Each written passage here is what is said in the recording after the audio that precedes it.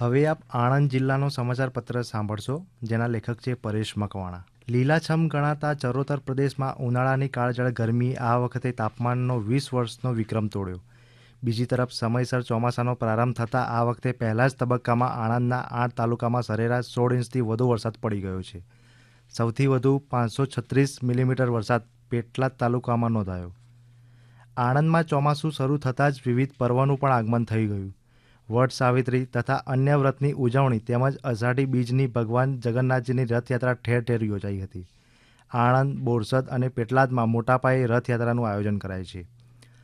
સરદાર વલ્લભભાઈ પટેલની 150મી જન્મજયંતિ નિમિત્તે કેન્દ્રીય ગૃહ અને સહકાર મંત્રી અમિત શાહે તાજેતરમાં આણંદના વાલ્મી ખાતેથી દેશની સૌપ્રથમ ત્રિભુવન સહકારી વિશ્વવિદ્યાલયનું ભૂમિપૂજન કર્યું. આ પ્રસંગે શ્રી શાહે કહ્યું, 125 એકરમાં 500 કરોડ રૂપિયાના ખર્ચે આ વિશ્વવિદ્યાલયનું નિર્માણ થઈ રહ્યું છે અને તે નીતિ નિર્માણ, ડેટા વિશ્લેષણ, સંશોધન અને લાંબા ગાળા માટેની વિકાસ રણનીતિ ઘડવાનું કામ કરશે.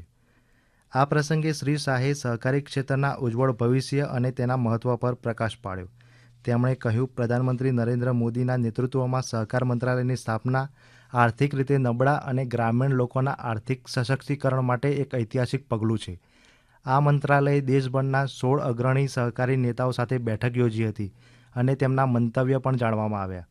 સહકારી ક્ષેત્રના વિકાસમાં રહેલી ખામીઓ ઓળખી અને તેના વિકાસ માટે 60 નવા પગલાં અમલમાં મુકાયા છે. કેન્દ્રીય સહકાર મંત્રીએ કહ્યું, આગામી દિવસોમાં સહકારી પ્રવૃત્તિનો વ્યાપ વધવાનો છે. સહકારી ધોરણે ટેક્સી અને વીમા સેવા શરૂ કરવાના આયોજન વચ્ચે આ ક્ષેત્રને જરૂરી કુશળ માનવ સંસાધન આ વિશ્વવિદ્યાલયમાંથી મળી રહેશે. દરમિયાન સહકાર મંત્રી અને મુખ્યમંત્રી સહિતના મહાનુભાવોના હસ્તે એનસીઈઆરટીના સહકારિતાના પાઠ્યપુસ્તકના 2 મોડ્યુલનું વિમોચન કરાયું. આ મોડ્યુલની જેમ રાજ્યના શૈક્ષણિક અભ્યાસક્રમમાં સહકારી પ્રવૃત્તિનો સમાવેશ કરવા શ્રી શાહે રાજ્ય સરકારને પ્રેરક સૂચન પણ કર્યું. આ પ્રસંગે મુખ્યમંત્રી ભૂપેન્દ્ર પટેલે કહ્યું, ત્રિભુવન પટેલ વિશ્વવિદ્યાલયમાંથી સમગ્ર દેશમાં નવા યુગની સહકારી સંસ્કૃતિનું નિર્માણ કરાશે.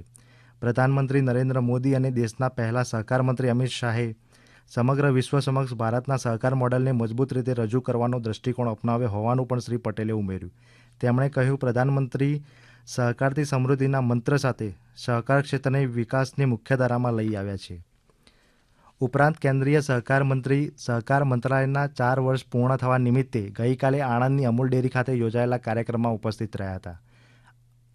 આણંદમાં 159 ગ્રામ પંચાયતની સામાન્ય અને 99 ગ્રામ પંચાયતની વોર્ડની પેટાચૂંટણી યોજાઈ, જે સુપેરે સંપન્ન થઈ. દરમિયાન 7 ગ્રામ પંચાયતો સમરસ પણ થઈ. આણંદને મહાનગરનો દરજ્જો તો મળ્યો, પરંતુ 4 ગામ અને 2 નગરપાલિકાના સમાવેશ પછી વિકાસથી વંચિત વિસ્તારોમાં વરસાદી પાણીના નિકાલ માટે અને રસ્તાની સમસ્યા પડકાર બનીને ઊભી છે. પહેલા જ વરસાદમાં નીચાણવાળા વિસ્તારોમાં તો પાણી ભરાવાની સમસ્યા સર્જાય છે, પરંતુ નવા બનેલા રસ્તાઓ પણ તૂટી જતા મોટા ખાડાઓ પડી ગયા છે.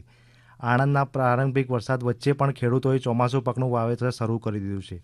આણંદ જિલ્લામાં આવેલી 2 લાખ હેક્ટર જમીન પૈકી ખેતીલાયક 1,75,000 હેક્ટર જમીન પૈકી જૂન મહિનામાં 5,098 હેક્ટરમાં વિવિધ પાકોનું વાવેતર કરાયું. તેમાં 155 હેક્ટરમાં ચોમાસું ડાંગર, જ્યારે ઘાસચારા અને શાકભાજી સહિતના પાકોનું 4,515 હેક્ટરમાં વાવેતર કરાયું. આણંદ જિલ્લામાં જુલાઈ માસના પ્રારંભે ખેતી પાકોનું વાવેતર શરૂ થતું હોય છે. આ વર્ષે જૂન માસના ઉત્તરાર્ધમાં વરસાદ શરૂ થયા બાદ ખેડૂતોએ તૈયારી કરી દીધી, પરંતુ સમયાંતરે પડતા ઝાપટાને કારણે હવામાનમાં પણ ગરમીનું પ્રમાણ વધ્યું છે. કેટલાક ખેડૂતોએ તો સિંચાઈના પાણીનો આધાર લઈ ડાંગરના ધરોળિયા સહિત અન્ય પાકની વાવણી માટે જમીન પણ ખેડીને તૈયાર કરી રાખી. હમણાં જ આપ આણંદ જિલ્લાનો સમાચાર પત્ર સાંભળી રહ્યા હતા, જેના લેખક હતા પરેશ મકવાણા. પ્રસારણ આકાશવાણીના અમદાવાદ વડોદરા કેન્દ્ર પરથી કરવામાં આવ્યું.